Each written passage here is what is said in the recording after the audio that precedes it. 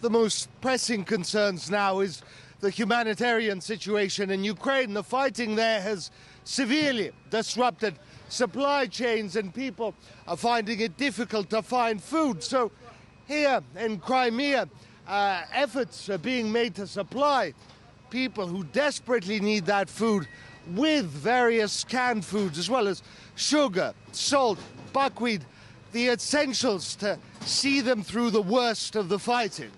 In all, more than 100 tons of desperately needed food, the delivery of which has fallen on Russia's emergency services.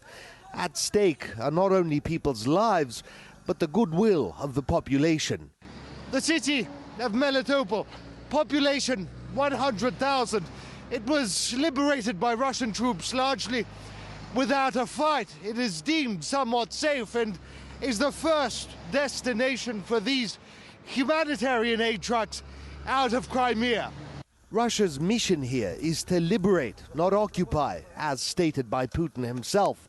Within hours of delivery, thousands across the city headed for distribution points.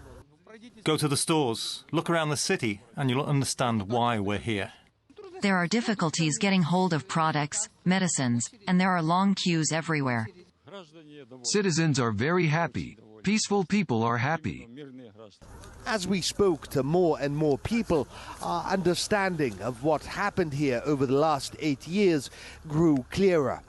A violent ideological purge, a reign of terror by the nationalists and neo-Nazis, where any ideology but theirs, any positive opinion of Russia, was brutally suppressed.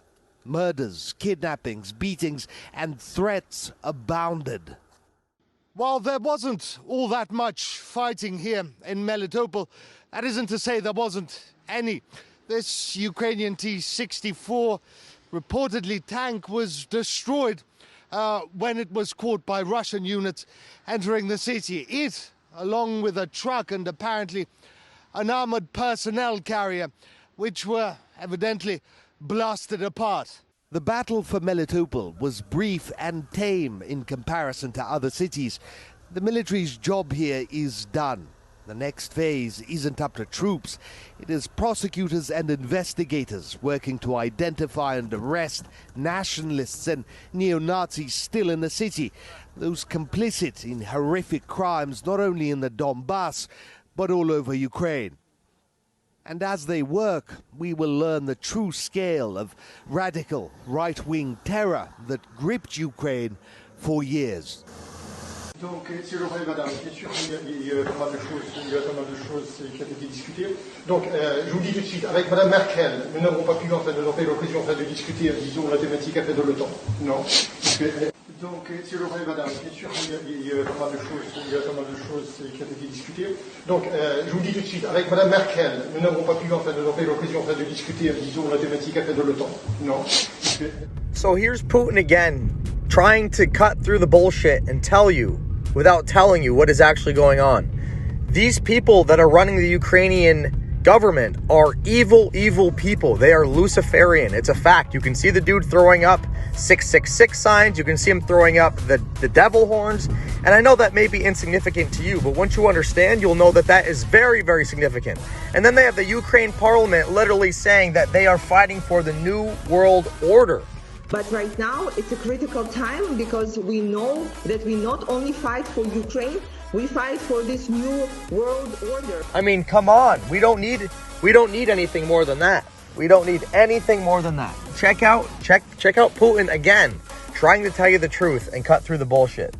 They are using elderly and young and civilians who have nothing to do with anything as human shields, and they are literally taking them as hostages. And none of this is being reported on the mainstream media, and they cut out their internet so none of the citizens can report it to you either.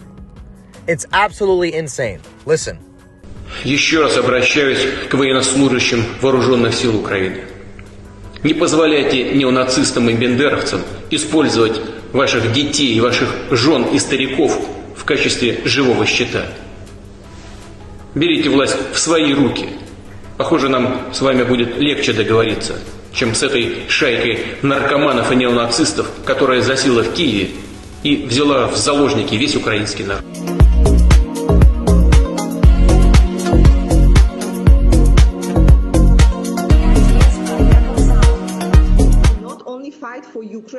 We fight for this new world order. We must treat this new world order, this new world of COVID, we must treat this new world of COVID even in our own homes. Pick the people to run those agencies and the deputies that are pledging allegiance to the new world order and good governance. We will be looking at what contact tracing looks like in the new world order. And yes, it will be pubs and clubs and other things if we have a positive case there.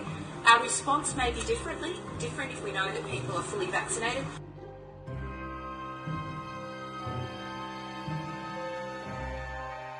See it?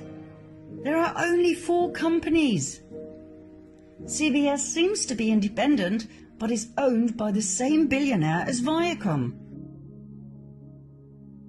When you give people the illusion of choice, they believe they are free. The affirmative task we have now is to actually create a new world order.